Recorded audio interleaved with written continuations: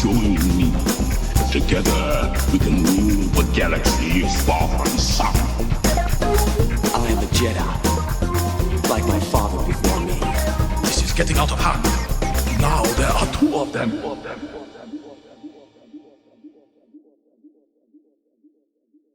Hello there, Space Wizards, Plastic Spacemen, and Rebel Princesses. This is Todd Hoffman and Trent Hoffman. You're listening to Big T and Little T, a Star Wars podcast. Welcome to episode 154. Today we're going to be talking about Ahsoka 3 and 4. Unfortunately, my little buddy Trent can't join us today, but that's okay. He's here in Jedi Force spirit, but the show must go on, and we're going to be talking about some really cool stuff that's happening in Ahsoka in just a second. But please catch us out on Twitch. We're doing some streaming there. We'd love for you to follow us. If you're following us on our podcast, love for you to follow us on Twitch. That'd be great. We're currently playing Fortnite Last Resort, and then we just picked up Starfield, and that looks amazing. Talk about a little Star Wars connection. Starfield looks amazing. So basically you're like a miner or something, and you get to go on your own ship and design your own ship and explore the universe. So it's pretty cool. Fantasy football draft happened, which was awesome. Football started last night with Detroit beating the Chiefs. So Super Bowl champs got their butt, well, I wouldn't say their butt handed to them, but you know, Detroit came out on top, which is always an upset. Did a little home improvement. We got a little projector downstairs, and so painted the wall white. So I had a sheet up there, and so now we tested out last night. It looks pretty good with the old football on there, so that's super awesome. Trent and I just started flag football, so I was assistant coach. Now I'm the head coach, and we get to do some flag football through our church. So we're super excited about that. We had our first practice on Wednesday, game Saturday. It's crazy. So we're having fun with that. And then like the NFL kicks off on Sunday, brother, with the Bears and Packers. So super excited for that. And oh yeah, it's my birthday. So yeah, birthday time. So recording this on Friday, which is unconventional, but who cares? We can do this at podcasting. So birthday's on Sunday, and I'm super excited. So always good to get around the planet. Well, around the sun. The planet, I haven't got around the planet, but been around the sun, getting up there for another year here, another rotation. But without any further ado, let's jump into episode 3 and 4. Oh my gosh, so much to talk about. So let's start with part 3. This is called Time to Fly, directed by Steph Green. So Steph Green did last week's episode, or part 2. This originally dropped on August 29th. Again, timeline, we're roughly 9 ABY, or after the Battle of Yavin. And essentially, the official description is Hera tangles with New Republic politics while Ahsoka and Sabine Wren voyage to a distant planet. Woo! Okay. So we start off with Huang. I love saying it's, or Huang, I guess would be the appropriate way. But yeah, a little Jedi blades. Essentially, Ren is using wooden blades, which is kind of cool, and doing a little lightsaber training, and it's great, and it's fun. Kind of cool, just seeing that live action. So then we get a meeting of General Syndulla on the ship. Get a little Mon Mothma comes back from Andor. And dude, deep cut here. One of the senators that gives Hera a little lip is none other than our father's son. I think that's how you do it. Am I saying that right? Hamato Zeno. Am I saying that right? Man, it's tough, man. But this is Kaz's dad. That's right, Kaz's dad, Kaz Zadudo from our Star Wars Resistance. He's giving a little lip to Hera. Hera's like, yo, did you fight at all? And He just doesn't believe that there's a threat. You can see, I think one of the coolest things, and kind of a continuation of what we saw with Mandalorian and in here, New Republic is just floppy, not really structured. Again, what you get with an empire is structure and dominance and no free will. But now when you have democracy involved and all that fun stuff, it gets a little dicey. You know what I'm saying? So we have that. So they have a little discussion, blah, blah, blah. We get to meet Jason Sedula. Jason shows up, and guess what? He doesn't look like a Oompa Loompa. He little, I don't know. The animation version of Rebels could have done Jason a little bit better. But anyways, they just kind of talk about what they found in the shipyard and how things are bad and Thrawn's back, and yeah, they're just not buying it, you know. So anyways, we got a little chopper action, Sedula, it's great. And essentially Jason's like, yo, I want to be a Jedi too. And Sedula's like, yo, that is going to happen. All right, so that's kind of like the little Hera plot, just like not seeing a lot of action. Again, they don't believe that, you know, Bridger's alive or Thrawn's alive and all that fun stuff. So a lot of disbelief. Okay. So we have a new Star Wars planet, Cetos, or Cetos. I don't know. I'm really bad with these names, but that's okay. So this is where the hyperspace ring is. Ren and who is this person? Oh yeah, Ahsoka and Ren and Huyang are hanging out, and Huyang just basically says, hey, I need to get a closer scan of this, but this, I believe, is the hyperspace ring that we want, and that's what they're using to get to see Mr. Thrawn, little Grand Admiral Thrawn. So we got to get a closer scan and understand this. So super cool. We get a little space battle. It's great. I love it. Fantastic. We got what is super cool about this scene is we got Shin and Marrok. Yeah, I'm saying that, Marrok or Marrok. And then Tano is in, obviously, the T6 shuttle. And we get this cool little lightsaber battle. This is so much like TIE Fighter and Millennium Falcon. It's a very good homage. Again, Georgie liked his World War II dogfights, and this is straight up like the ships even look like. They kind of almost got like General Grievous vibe going on. But anyways, get a little dogfight. Ping, ping, ping. And Ahsoka goes out. We get a new Ahsoka suit. Little action figure for your kids or you.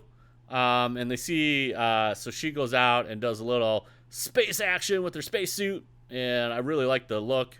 And she had a little vacuum seal for her Leikus and all that fun stuff. But the Eye of Sion is there with just the hyperspace ring, and yeah, you know, people are shooting and blah, blah, blah, blah, blah, blah, blah. So that's super cool. So they kind of get hit, and they get it repaired enough. And they're going to go down into the land, or try to touch down in Cetos, because they can't do anything really. And we got a pod of Purgles. That's right, live action Purgles. Again, if you never watched Rebels, this is kind of what is this? But essentially, what I like about the Purgle is that there's these massive space whales. One of the things that is kind of cool, and this was introduced. Little Purgle action here. These were introduced. When were they introduced? They were introduced in Rebels.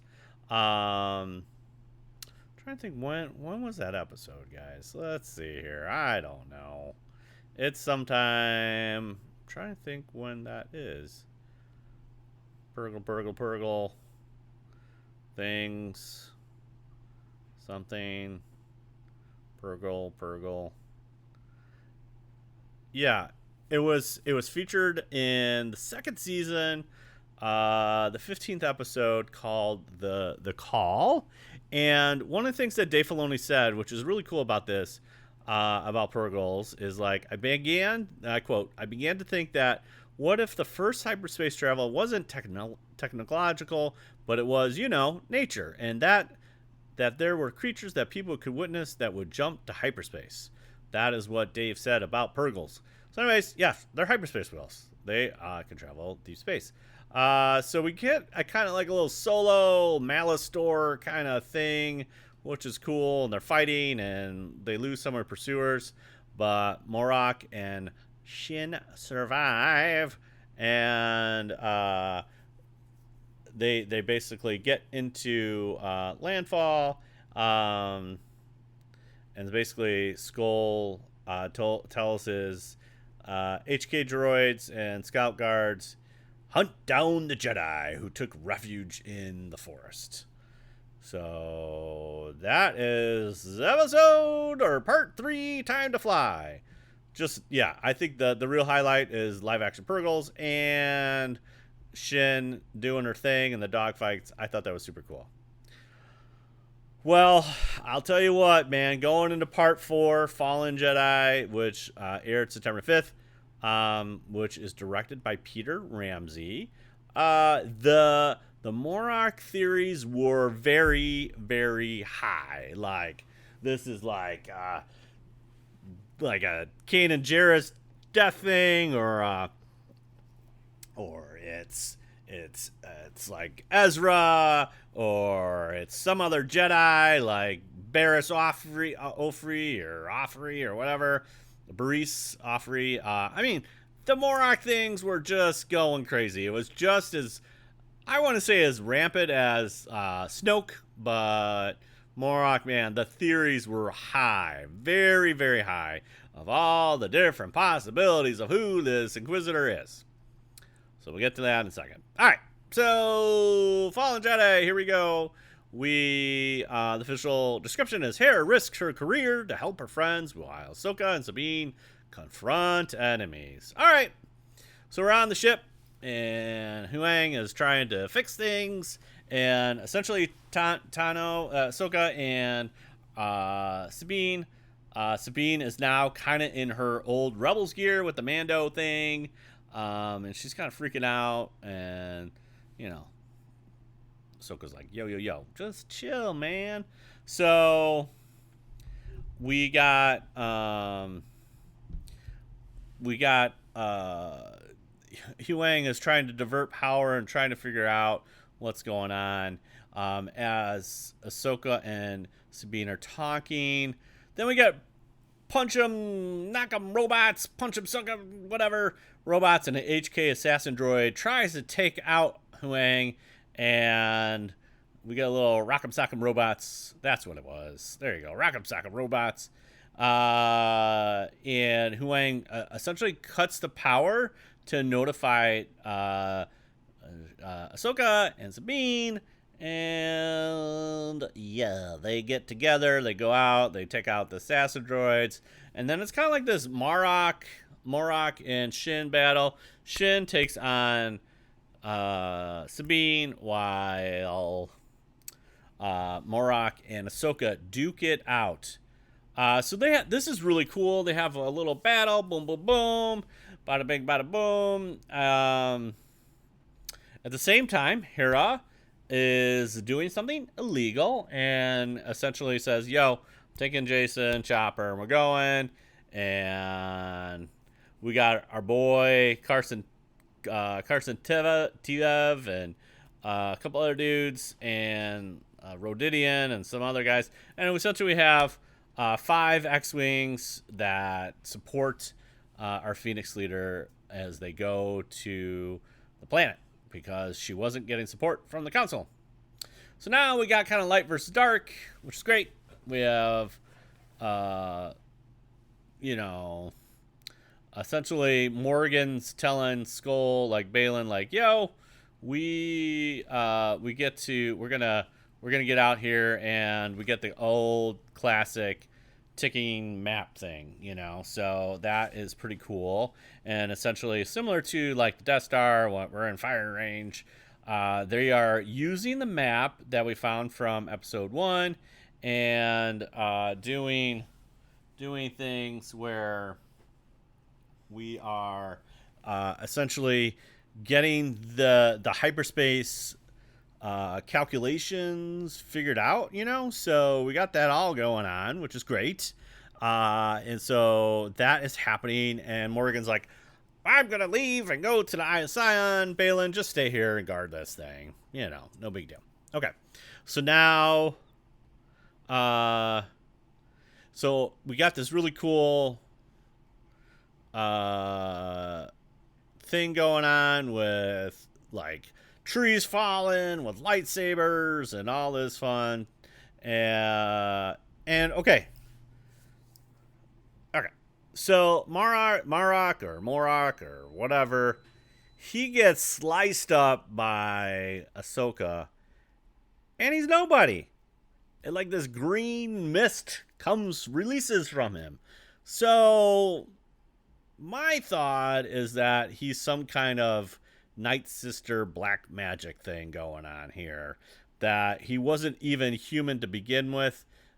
Or he was, and somehow very similar to the Night Sisters that we got to see in Clone Wars and Rebels. There was some dark magic behind Marrok, and yeah, Marrok, we loved you, man. We miss you. I saw this one meme. It wasn't really about the identity of Marrok, but it was the friends along the way that we were able to get. So everyone's theory is wrong. I don't think Green Mist was the answer. But yeah, maybe they're like dark wasps, or I don't know. Yeah. So anyways, we have this little tussle between Sabine and Shin. Sabine's trying to use the Force and not really. It's not helping out. Her confidence is not quite there. And then Shin kind of does this cool little Batman thing with a little smoke bomb and disappears, which was cool, as Sabine was actually getting the upper hand a little bit. Now, let's just talk about this fight between Ahsoka and Balin. Man, this is some good stuff, man. This is great. They're in the circle. They're in this kind of like, the little map henge or Stonehenge of where the map is. And the thing that I loved about this, it was just the different forms that they go through. Obviously, we have a little banter between the two. There's a little Anakin Skywalker name drop. Essentially, Balin's saying, hey, I heard about you. And then Ahsoka quips back quickly like, I didn't hear about you from Anakin. But we have this kind of back and forth between them. And they just have this really cool, small but intricate like lightsaber fight. And Ahsoka manages to grab the orbs, but like it burns her hand because it's like infused with the dark magic of the Sith or Night Sister stuff. So you have all that, and then Shin arrives. So this is interesting. Ahsoka thinks Sabine is dead. And so it distracts her a little bit, and Balin's like, grab the map, which she does. But Ahsoka, man, she throws out the Force push and like slams Shin against the rock. She kind of gets knocked unconscious, and Tano, basically Ahsoka gets thrown over the cliff by Balin. Boom. And when he overlooks, Ahsoka she gone. So now we have Shin kind of knocked out. Ahsoka's gone. Morgan's in the Eye of Sion. So here comes Sabine. Sabine and him have this kind of little fight, but not really. Yeah, and Sabine has the orb because Ahsoka's like, grab the orb, which she does. But she doesn't shoot it. So Trent and I really talked about this a lot after this episode. Like, did Sabine make the right choice? Because the idea that Balin implants in her head is that you will never see Ezra again. He knows that her family died on Mandalore, and possibly now her master, and she will have no friends left.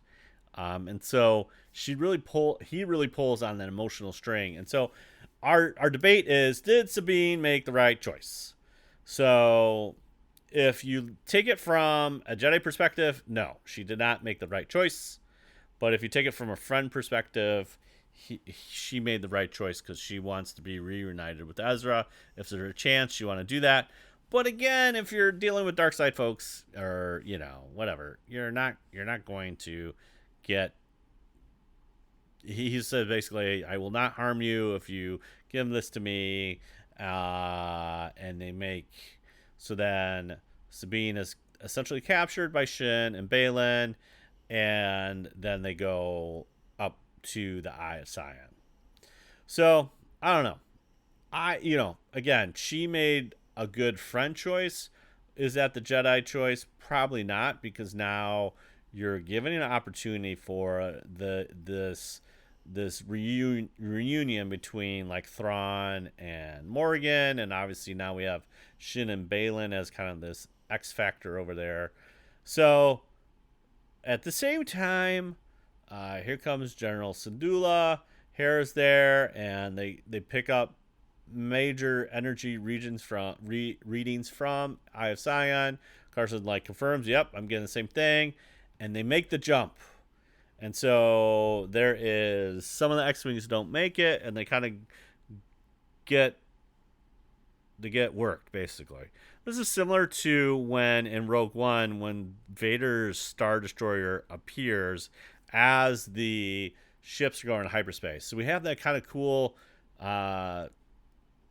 transition. I mean, you can't be in the flight of a ship going to hyperspace. It's not good. Luckily, the Ghost didn't. For all those Ghost Bactors of HasLabs, good thing that thing didn't blow up. So Carson and Hera survive, but there's others that, unfortunately, of the 5, I only think 2 X-Wings survive. We get the fun locket, their S-foils in attack position. Great. But we got a lot of explosions and stuff like that. So yeah. So now we got Sabine. Gets to see that. Okay. Then we get to the end, and we kind of get this. Essentially, Huang is like, where is everybody? Can't find them. And then we get this cool little aerial shot of the sea of Cetos. Maybe that's why they call it Cetos, because there's sea and water. I don't know. This is Star Wars. You never know. And then we get this transition of the waves, and we get into the world between worlds. What? Yes. Live action World Between Worlds. One of the coolest transitions. As soon as the waves kind of dissipate, I'm like, oh, she's in the World Between Worlds. And Trent and I were like, what the heck? Anakin says, hello, Snips. Ahsoka turns around, and there is the de-aged Hayden Christensen, looking charming, and she is staring at the kind of Force ghost of Skywalker. And I think he's more in his Revenge of the Sith kind of look. I don't know. I mean, it would happen so fast. I was delirious. I'm not really sure what kind of looked like, but I know he looked a lot better than Obi-Wan. Of course, the internet was ablaze, saying, why'd you do that? He doesn't look good, or he does look good. No one can make up their mind. Whatever you do, it's not good or bad or whatever. So there you have it. You have the World Between Worlds and Anakin Skywalker. It's great. Now, again, if you're not familiar with Star Wars Rebels, this is explored a lot more in that show. So if you want the full version, you gotta do your homework, watch Rebels a little bit, or you could just go on Wikipedia or something and get a little bit. But really, what it is, it's like this realm in between reality and the force itself. It's like a connection point between living and dead, if you will. And obviously, our boy Darth Sidious, Emperor Palpatine, wanted to use this to gain control and essentially help shape the future and the past by gaining great control of this. But it's also referred, I've never heard this term. I don't know if this is Virgin Scatter or Varigan Scatter or something. But yeah, this is pretty interesting. Yeah, it's kind of like this was discovered in Rebels, and actually the realm was accessed through a painting of Mortis gods in the Lothonian Jedi Temple. So we have the father, the son, and the daughter, and this is where Ezra was able to unlock this world between worlds. And so what's interesting, Ezra pulls Ahsoka out from the past, and Ezra really wanted to change the fate of Kanan, but Ahsoka says, like, you can't do that. You're going to downplay his sacrifice, and so they understand that Darth Sidious is trying to enter the realm, and they were able to return to their own times. And Bridger basically closes the portal and then causes his temple to collapse. And yeah, it's kind of one of those things, like, it's a realm between realms of past, future, and present. And yeah, it's kind of like this weird place in between, which is kind of cool. So that's the world between worlds. It's kind of a big deal. Like, in Star Wars lore, this is one of those cool ones, man. Very cool. So yeah, what did you guys think? I think of it. I think 4 definitely great. So Part 5 is being released in theaters. Star Wars just announced that, which is crazy. So that's super cool. I did get tickets for Trent and I, but the thing is that it says is, like, it's first come, first serve, and there's no guarantee of seats. And it's in Chicago, so I don't know. We're thinking about it. I'm not really sure.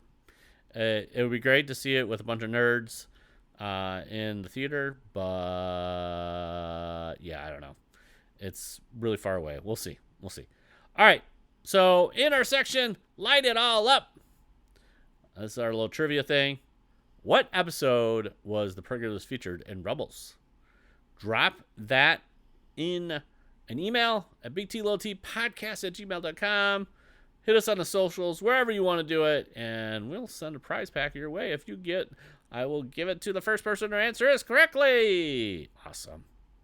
Well, a lot of excitement happening here in September, and it's super cool to see Star Wars and everything else going on. It's great. So this is another episode of Big T, Little T. So Space Wizards, Plastic Space Wizard, and Rebel Princesses. You can find us on the socials, Big T, Little T Podcast, on Instagram, BLILT Podcast on Twitter, and then twitch.tv/Big T, Little T. Please give us a follow. We want to increase our numbers. We just hit 100. Yay! Thank you so much for following us, but we can do better. Let's try to get us to 200. We would love to do that. Hey, we got stickers for you. So if you comment, tweet, rate us on Apple Podcasts or Spotify or wherever you get your podcasts, give us a rating. We'd love to read that rating on the air. So email us at bigtlotpodcast@gmail.com or drop us a question or your thoughts on what you thought about the episode of part 3 and part 4. You know the drill. All that fun stuff. Next time, more Star Wars, more Ahsoka. We'll be talking about this until the show ends. Can't wait to see where this is going. I'm going to guarantee you next week with Dave Filoni, it's going to be Thrawn, baby. We're going to see Thrawn, for sure. And maybe Ezra, which would be great. So don't forget, truly wonderful the mind of the child is. And may the Force be with you always. Bye, bye, bye, bye, bye. See you later.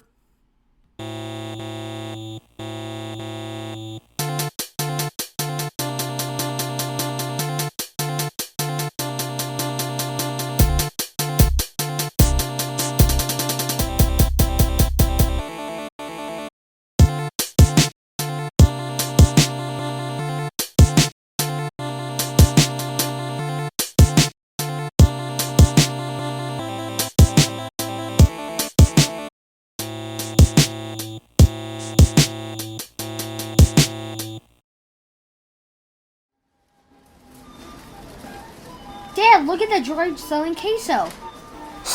It's not polite to talk about others like that. It's okay, kids. What are the chances he's going to hear us? It's high. It's very high. Don't worry. You can make up for your embarrassment by procuring some of my queso. It has flavor. Only K2's Mucho Queso is made from a blend of Bantha and Thala siren milks. Here, ingest this. Ew, it stinks. I could say the same to you. What? This is so good. Congratulations. Your taste buds are being rescued. Daddy, let's buy it. Your behavior, young lady, is continually unexpected. Rebels will love the home-style meltiness of K2's Mucho Queso. The Empire? Well, Marva said it best. Let's get going, kids. Try K2's Mucho Queso. You'll love it. Cassian said you had to.